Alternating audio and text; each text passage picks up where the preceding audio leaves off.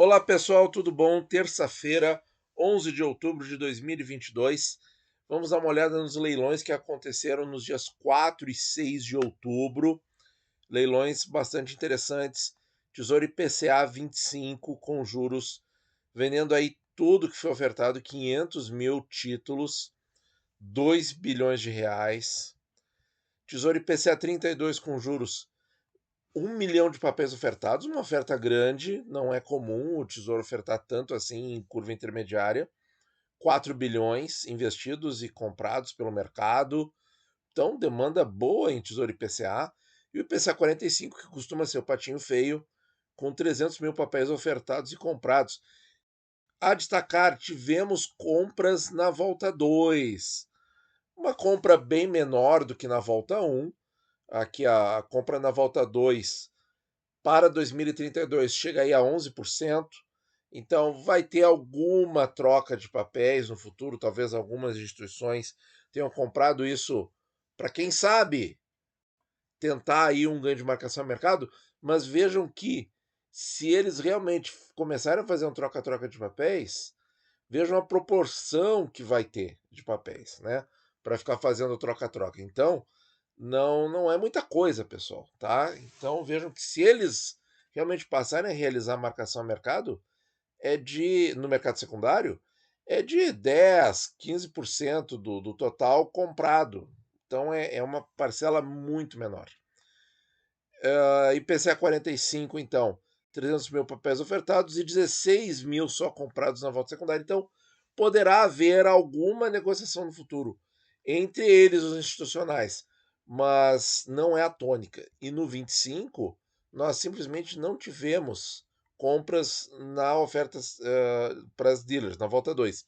Logo, quem comprou aqui não tem opção, vai ter que ficar, porque não vai ter liquidez, certo?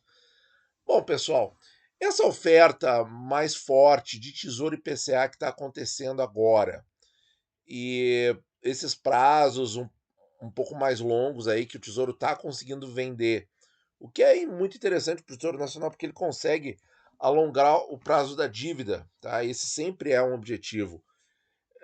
E o mercado está aceitando. Tentando ver pelos dois lados, eu estou chegando a um seguinte raciocínio. O Tesouro, por parte do Tesouro Nacional, Tesouro IPCA, assim, em 2021 foi apontado nos relatórios, aqueles relatórios da dívida pública federal, como um título que estava onerando mais, porque a inflação estava subindo e ele estava dando um retorno composto total aí de 15, 16%, inflação de 10, né?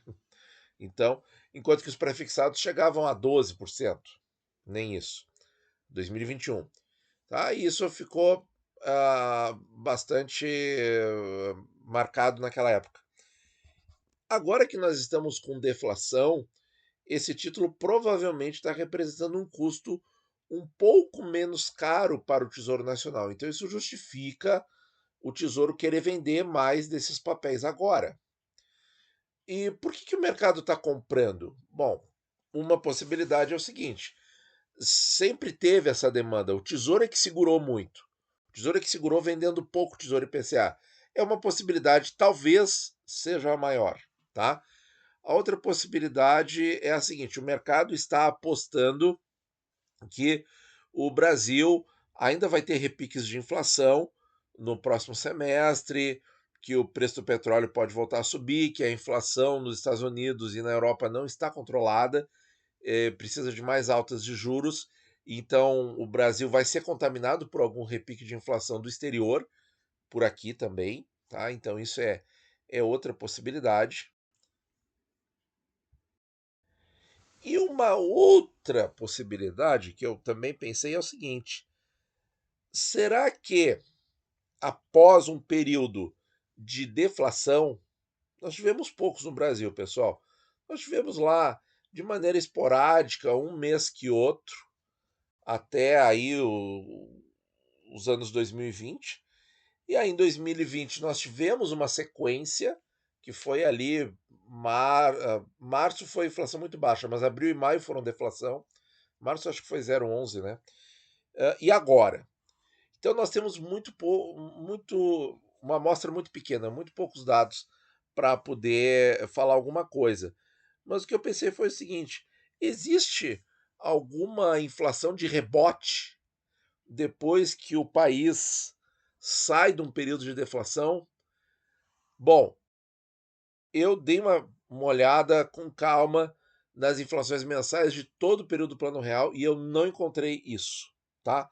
Então, por exemplo, pensar numa inflação rebote após o período de deflação não acontece, tá? Não aconteceu no Plano Real, tá? Não vem inflação rebote depois de um período de deflação. Então, essa hipótese aí que eu vi em alguns lugares não fecha. Então, pessoal, por que eles estão comprando mais Tesouro IPCA? Porque talvez eles sempre quiseram comprar e nunca puderam, porque o Tesouro sempre ofertou muito pouco, né? Ou então o mercado está apostando de repente nos repiques de inflação. Se houver repique de inflação, eles vão estar bem posicionados, né? Se esse repique, por exemplo, ocorrer no primeiro semestre de 2023, porque olha só, fevereiro de 23 vai ter pagamento de quem? Das NTNBs de Par. Olha aqui, ó. Em fevereiro eles vão receber um cupomzinho reajustado pela inflação. E nós, no Tesouro Direto, também, óbvio. E NTNB de ano ímpar, 25 e 45, também vão receber lá, só que em maio. Onde talvez essa realidade provável esteja real, esteja mais real e mais provável, né, de um repique de inflação no primeiro semestre do ano que vem. Então, assim, pessoal, tudo passarinho voando, tá? São hipóteses, não dá para escrever na pedra. Mas assim, tem uma lógica aí, né? Tem um certo sentido. Tesouro Selic, o pessoal vendeu muito bem. Primeiro leilão do Selic 29, 1º de março de 29. Será que esse título vem para nós ano que vem? Vamos esperar para ver. Mas olha aí, pessoal, quase 650 mil papéis comprados na primeira volta, muito bom. De 750 mil ofertados, quase 8 bi. Uma compra, uma aceitação muito boa pelo mercado do Tesouro Selic. Muito legal. Tesouro prefixado. E aqui nós temos prefixado com juros. E aqui nós temos os patinhos feios caindo, né? Porque realmente não são. O prazo de janeiro de 29, que vinha sempre sendo preterido, dessa vez foi o mais comprado. O Tesouro fez uma oferta um pouco mais forte, o mercado comprou, hein? E comprou também no prazo de 33, 500 mil papéis. Isso aqui, para esses títulos aqui, é bastante coisa. Porque eles sempre são menos ofertados e menos procurados. O que eu tenho de interessante para comentar também? Volta 2, pessoal. Tanto o prazo de 29 quanto de 33, houve uma compra proporcionalmente maior. Vejam que os valores aqui são bem mais do que 10% do total investido na volta 1, comparado com o Tesouro IPCA, 32,45. Olha aqui, ó. No caso do 32, até chega a uns 11,5%. O volume da volta 2 com relação à volta 1. O que é a volta 2? A volta 2 são as instituições dealers que elas têm que ter esses títulos porque alguém pode querer comprar ou negociar isso, tá? Então pode haver alguém querendo comprar ou vender e eles precisam ter isso em caixa para prover liquidez para o mercado. E no caso do 45, esse percentual é menor ainda, é 6%. Estou fazendo de olho aqui a conta. Nas NTNFs, não, olha aqui, ó. Aqui você chega a ter uns 13% e aqui quase 20%. Então, será que os institucionais vão negociar mais as NTNFs no futuro do que os tesouros IPCAs? Pela proporção aqui, parece que sim, né? Porque tem bem mais negociação proporcionalmente do que no IPCA. Então, talvez seria um título que eles estejam pensando em marcação a mercado futuramente. É uma hipótese, tá? É uma hipótese, eu acho até que faz sentido. Mas, de novo, né, pessoal? Não podemos escrever nada na pedra porque essas negociações podem nunca vir a se concretizar. E a gente não sabe, né? Porque isso não é divulgado. As negociações no mercado secundário, não, a gente não tem um relatório legal assim como o do Tesouro Nacional, né? E a grande estrela, Tesouro Prefixado, ou a LTN, né? Porque isso aqui não tem no Tesouro, e eu fico realmente muito espantado sempre com a demanda pelo pré-26. Pré-26, 10 milhões de papéis ofertados, 10 milhões comprados. Que loucura, pessoal, como esse papel vende, como o mercado está gostando desse prazo aí. Muito interessante, né? Vamos para a totalização. Então tá aqui o arquivo bruto, como vem lá da pesquisa do site do Tesouro Nacional em dívida pública federal, resultados de leilões, só fazer a pesquisa, marcar o período.